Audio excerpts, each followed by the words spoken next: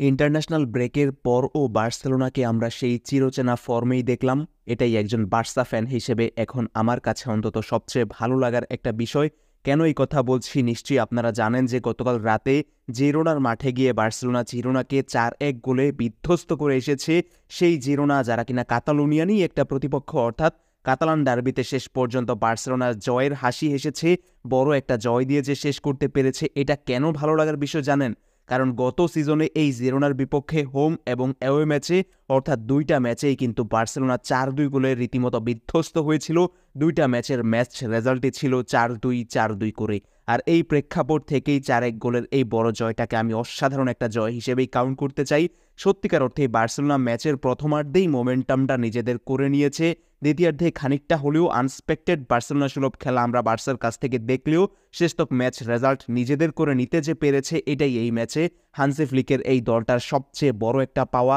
Hansi Flick যে এই দলটা নিয়ে অনেক কাজ করছেন, দলটার খেলার ধরন দেখে সেই জিনিসটা যে কেউ আসলে আন্দাজ করতে পারবেন। কেন এই কথা বললাম সেইটারও আরও একটা কারণ আছে। বার্সেলোনার অন্তত 5 থেকে 6 জন শুরুর একাদশের প্লেয়ার বর্তমানে ইনজুর্ড। মাত্র 18 জন প্লেয়ার নিয়ে হান্সি ফ্লিক এই দলটাকে নার্চার করছেন।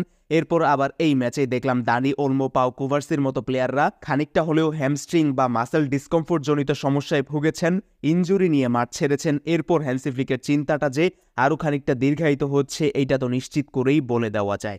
সামনে আবার চ্যাম্পিয়ন্স লিগের ম্যাচ রয়েছে মোনাকোর বিপক্ষে, আর তাই বুঝতেই পারছেন চ্যাম্পিয়ন্স লিগের মতো একটা ম্যাচের আগে এরকম ইনজুরি বার্সাকে যে সামনের দিনগুলোতেও রীতিমতো তাড়া করে বেড়াবে, সেইটা এখন থেকেই নিঃসন্দেহে বলে দেওয়া যায়। তবে এই ম্যাচের দিকে যদি ফোকাস করি, মাত্র 30 মিনিটে লামিন ইয়ামালের গোল, 37 মিনিটে লামিন ইয়ামালের জোড়া গোল, বার্সেলোনা 2-0 গোলে লিড।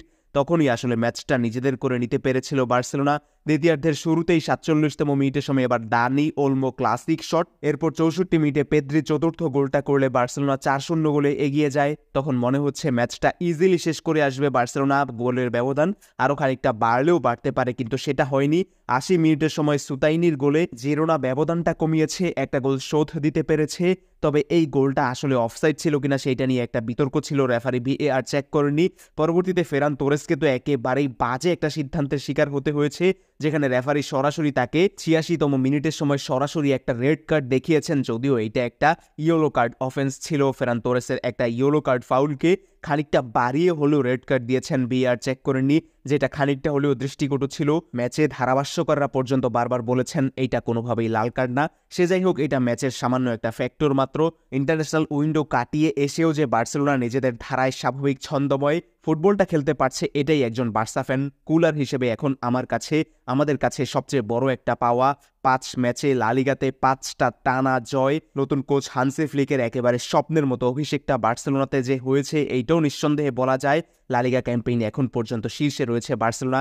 ইনজুরি কিংবা প্লেয়ারদের গেম ম্যানেজমেন্ট যদি বার্সেলোনা সামনের দিনগুলোতে প্রপারলি রাইট ওয়েতে করতে পারে, তাহলে এই ইনজুরি জর্জরিত একটা স্কোয়াড নিয়েও চ্যাম্পিয়ন্স লিগে বার্সেলোনা ভালো কিছু যে করতে পারবে, করার ইঙ্গিতটা লা লিগার ফুটবলের মাধ্যমে দিচ্ছে, সেটা তো আমরা সকলেই বুঝতে পারছি। সামনে চ্যাম্পিয়ন্স লিগ জার্নিতে বার্সেলোনা কেমন করবে সেইটাও আমি দেখতে চাইব। বার্সেলোনা রিলেটেড ভিডিও নিয়মিত পেতে চাইলে ফুটবল উইথ নাসিম চ্যানেলটা সাবস্ক্রাইব করে রাখবেন, আমাদের সঙ্গেই থাকবেন। ধন্যবাদ সবাইকে।